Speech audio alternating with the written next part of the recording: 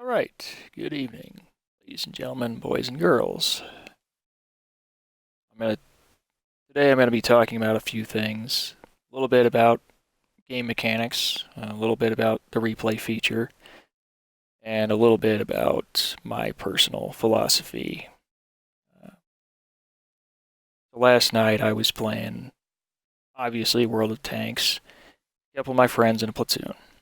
Now, if you have ever played World of Tanks and you're, I don't know, at least decently good at it, you've gotten reported for cheating. Some of you unicums probably have been reported a lot.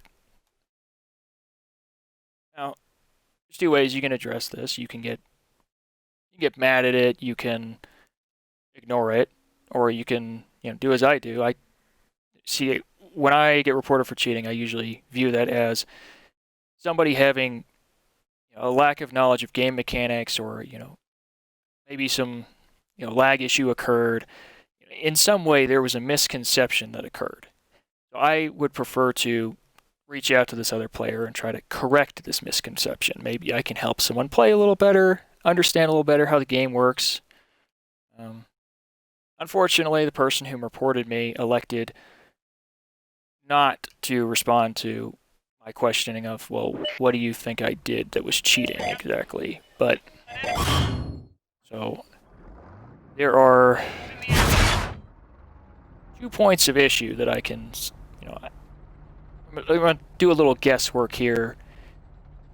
Say, okay, maybe this is what they thought I did that was cheating, and what can I do to show that it's not? So I've skipped forward a little bit. And let's go one more. So the person whom actually reported me is over there, Mr. Hemlock. The first person that I shot in his platoon, where there could have been a little bit of questionability as to how I got that shot in, is going to be Mr. Baffa 420 in the German Scorpion.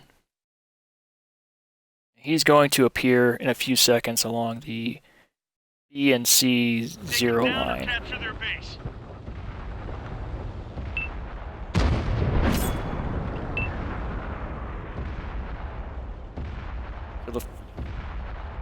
Camo net up. Where you at, buddy? There he is.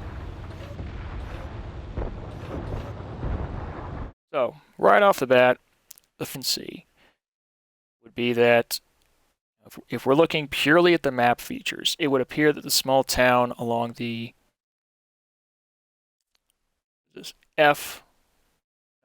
E789 line, that area, that these buildings may be obstructing my shot, if you look purely at the overmap. However, if we look at this three-dimensionally, the line of my shot is going to go just barely, it's going to sneak over the top of that. I'll show you.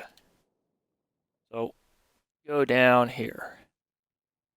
Go down onto my bore line. You can see, oops, it's close. It is very close. But I do have a shot going just over that ridge. Sorry, the building. About all that is visible of the Scorpion is just the turret over the top of the building. It's a sketchy shot, but here's the thing. With the T-28, when it is fully aimed, unlike the T-28 Proto, this thing is actually pretty accurate. So I am able to shoot over that building and hit him. He moved a little bit, but then he goes right back in the same spot. Is he able to shoot over the hill, all the way over and hit him? And I am hitting him like right up in the turret. See? There's two little ponks on his turret. So, a small issue of contention would be, oh, I'm in, a sneaky German destroyer, you can't see me. Well, had it been just me, yes, absolutely. He is way outside my T-28's 380-meter view range. Even with skills and perks buffing that, there's no way I can see him. I don't have binos. However, I do have teammates that are much closer. This heavy tank, the Tiger P sitting up at D8, can absolutely see Baffa. So that's how I'm able to see him and get the shots. For instance.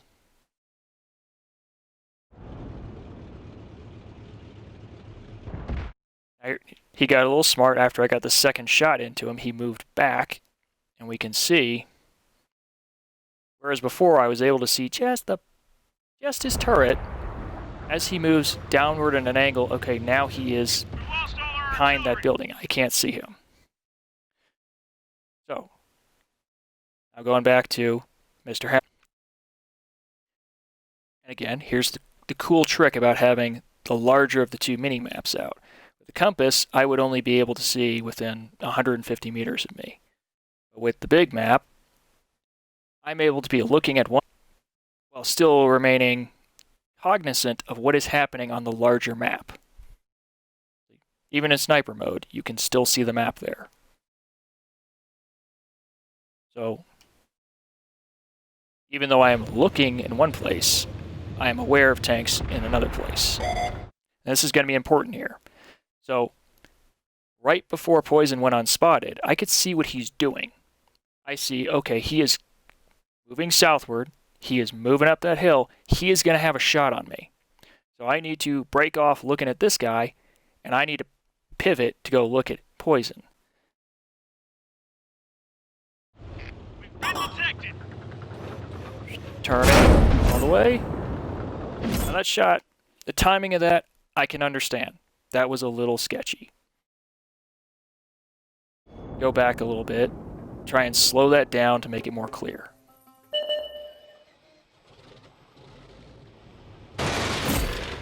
Camo net deployed. So, Not good destroying us out here. shot at Baffa. Briefly started looking around. Can I get a shot on the light tank? No.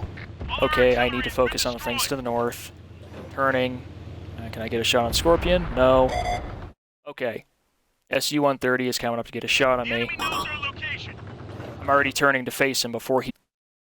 At this point, what I'm going to do here is I'm going to get my reticle in the general area, and then I'm going to hit the auto-lock function and fire immediately.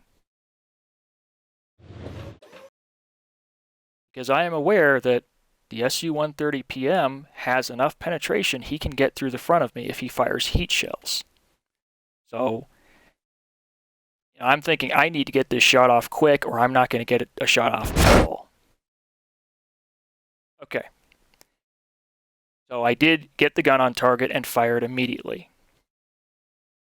I just turned the hull, I turned the gun, I didn't stop to aim. My reticle is bloomed out, it's huge. At this range, I would put it at a 50-60% chance that I was going to miss his tank entirely. Conservative estimate. But I got lucky. It hit him. Now, as you can see, Hemlock bounced off my tank. And let's talk about that. So, I don't have the numbers off the top of my head, but I do know that an SU-130 PM, if it had fired heat shells, should have been able to pen me. Right? However, looking at the tracer, that is not a heat shell. That's a standard shell. And we can double check this, actually. There he is. So we can see he has the standard shell selected. He may have been out of heat shells. Maybe he doesn't carry any. I don't really know. But regardless, he did not have enough penetration to reliably get through my tank on the best shot. We follow where his tracer is. I mean, you can see right where that splash is where he actually hit me. Now, here's the thing. With the armor on the T-28, if he had been using heat shells and he had struck here on the thickest part, he might have gone through. Maybe. Small chance. Here, he definitely would have gone through. And even with heat shells, if he had hit here, because of the angling through, maybe a 1% chance, maybe. But the thing is, he's not using heat shells. So with standard shells, if he had hit here, through. If he had hit down here, maybe it would have gone through, maybe it wouldn't. Up here, not happening.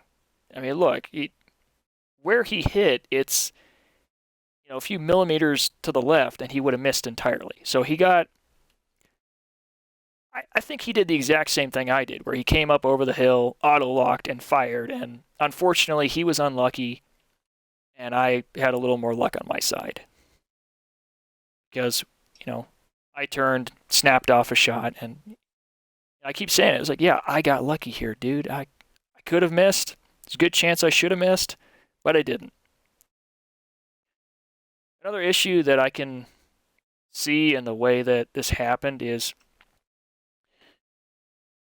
because of the way the spotting versus targeted thing works, you may have seen he was spotted, but it doesn't show targeted until the gun is actually on your tank. So from his perspective, he may have gotten destroyed in the same instant he got targeted, and he's probably thinking, oh, you weren't even looking at me. You killed me immediately. And I can see it. Like, if you don't understand exactly how that mechanic works, it may be confusing. You may have thought I cheated. However, as we can see from the replay, I didn't. Okay? Hemlock would like to reach out to me. I would be more than happy to go, try and talk this back and forth and explain to him what happened. But, I've done the best that I can. So I'm not sure there's a whole lot more to discuss.